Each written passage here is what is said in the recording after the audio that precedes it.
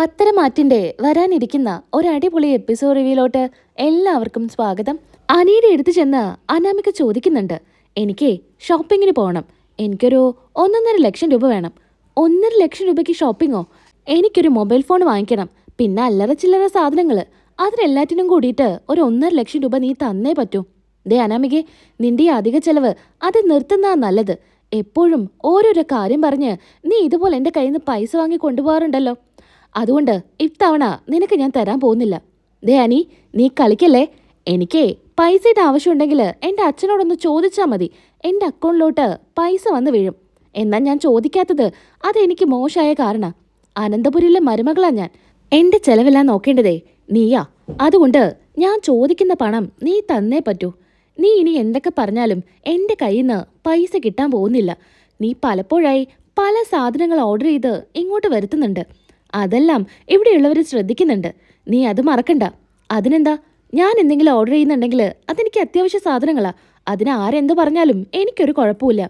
ഈ വീട്ടിൽ നീ മാത്രമല്ല, വേറെ ആരെങ്കിലും ഇതുപോലെ ഇവിടെ ഓർഡർ ചെയ്ത് എന്തെങ്കിലും സാധനങ്ങൾ വരുത്തുന്നുണ്ടോ? ഓ, പരാതി പറഞ്ഞു കാണും നിന്റെ ഏട്ടത്തി നയന. അവള് പറഞ്ഞിട്ടായിരിക്കും നീ ഇതൊക്കെ അറിയുന്നത്. ഞാനെന്തിനാ അവര് പറഞ്ഞിട്ട് അറിയുന്നത്? ഞാൻ പലപ്പോഴും കാണാറുണ്ട്. ഞാൻ നിന്നോട് പറയാൻ വേണ്ടി ഇരിക്കുമായിരുന്നു, നിന്റെ ദൂർത്തടി കുറച്ച് കുറയ്ക്കുന്നത് നല്ലതാ. നീ അതും പറയാതെ ഞാൻ ചോദിച്ച പൈസ ഇങ്ങത്താ.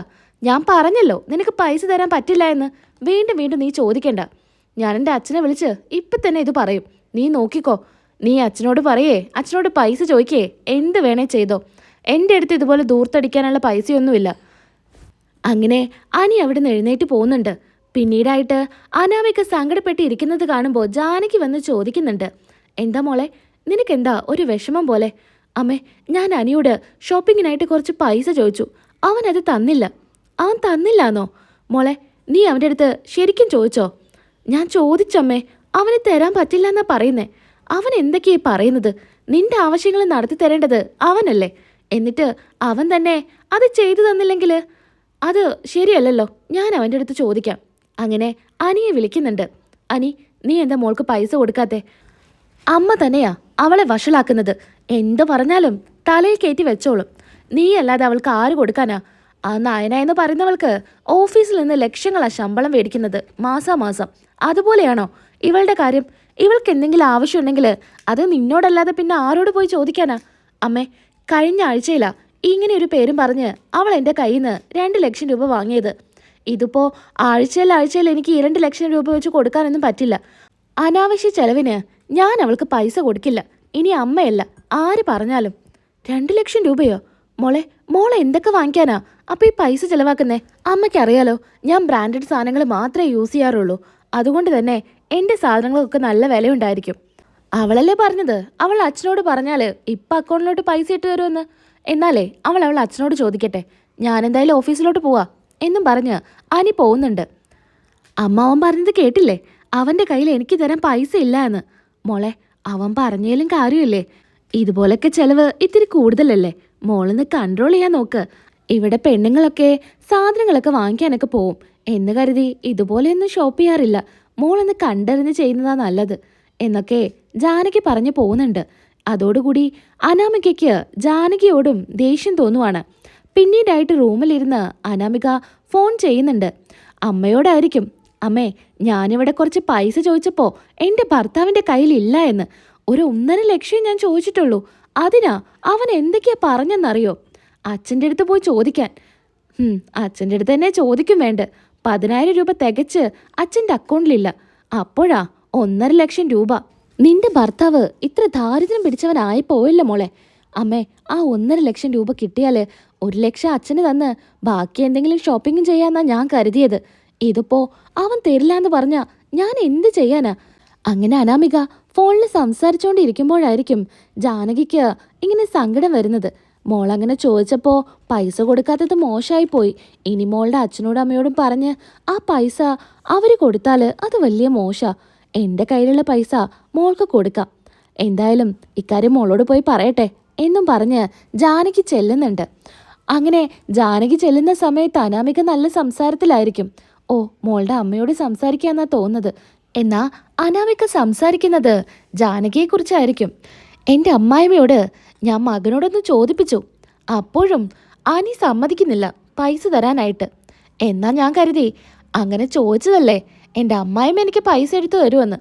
എന്നാ അവരെന്താ പറഞ്ഞെന്നറിയോ? ചെലവൊക്കെ കുറച്ച് കുറയ്ക്കണമെന്ന്. ഇവിടുത്തെ പെണ്ണുങ്ങള് ഇതുപോലെയൊന്നും പൈസ ചെലവാക്കാറില്ല എന്ന്. അപ്പോ നിന്റെ അമ്മായിമ്മയും നിന്നെ കൈവിട്ടു. അങ്ങനെയല്ല, ആ സ്ത്രീയുടെ കയ്യിൽ ഒരു 10 രൂപ പോലും എടുക്കാനുണ്ടായിരിക്കില്ല. ഉണ്ടെങ്കില് ഞാൻ പൈസ തരാ എന്ന് എൻ്റെ അമ്മായിമ്മ പറയേണ്ടതല്ലേ. അതിൻ്റെ കയ്യിൽ 10 രൂപ പോലും എടുക്കാനുണ്ടായിരിക്കില്ല. അമ്മയ്ക്കൊരു കാര്യം അറിയോ? അത് അത്രയും പാവം പിടിച്ചൊരു കുടുംബത്തിൽ നിന്നാ ഇങ്ങോട്ട് കയറി വന്നിരിക്കുന്നത്. പൈസയും ഇല്ല, അതുപോലെ ഒരു തരത്തിലും ആ കുടുംബത്തിലൊരു ഗതിയില്ല. ഇവിടുത്തെ മകനെ പ്രേമിച്ച് വശത്താക്കി ഇങ്ങോട്ട് കല്യാണം കഴിച്ച് വന്നതാ. ആ കുടുംബം പോലും നോക്കുന്നത് ഇവിടുത്തെ മുത്തശ്ശനാ. അത് അമ്മയ്ക്ക് അറിയോ? മോള് പറഞ്ഞത് സത്യമാണോ? ആ അമ്മേ, അപ്പച്ചിയാ ഇതെൻ്റെ അടുത്ത് പറഞ്ഞത്. ഇത് കേട്ടപ്പോഴേ എനിക്ക് ആ സ്ത്രീയോടെ ദേഷ്യ തോന്നിയത്. 10 രൂപയ്ക്ക് ഗതിയില്ല എന്നാ വർത്താനം കേട്ടാലോ? എന്തായാലും അമ്മേ, അതിനൊന്നും കയ്യിലെടുത്തിട്ട് ഒരു കാര്യമില്ല. കിട്ടാനുള്ളതൊക്കെ വല്യമ്മയുടെ കയ്യിലാ. വല്യമ്മയുടെ കുടുംബം നല്ല ആസ്തിയുള്ള കുടുംബാ. 1000 കോടിയെങ്കിലും വല്യമ്മയുടെ അക്കൗണ്ടിലുണ്ടായിരിക്കും. അതെങ്ങനെയെങ്കിലും തട്ടിയെടുക്കാനാ ഞാൻ നോക്കുന്നേ. എന്തായാലും ഇപ്പോ നയനയോട് ഇത്തിരി കാര്യമുള്ള സ്ഥിതിക്ക് നമുക്കത് കിട്ടുമെന്ന് തോന്നുന്നില്ല മോളെ. അന്ന് ആ നവ്യയെ കൊല്ലാനായിട്ട് പാലിൽ വിഷം കലർത്തിയില്ലേ? അതെടുത്ത് കുടിച്ചത് ആ ദേവയാനിയല്ലേ? അതെ അമ്മേ, നവ്യയ്ക്ക് കലക്കി വെച്ച പാല് തന്നെയാ അത് കുടിച്ചത് വല്യമ്മ. ഇനിയിപ്പം അതൊന്നും പറഞ്ഞിട്ട് ഒരു കാര്യമില്ല അമ്മേ. ഇനി വരാനുള്ള കാര്യം ആലോചിക്കാം. അനിയുടെ ചില നേരത്തെ പ്രവൃത്തി കാണുമ്പോൾ അവനെ അങ്ങ് തട്ടിക്കളഞ്ഞല്ലോ എന്ന് വരെ എനിക്ക് തോന്നാറുണ്ട്.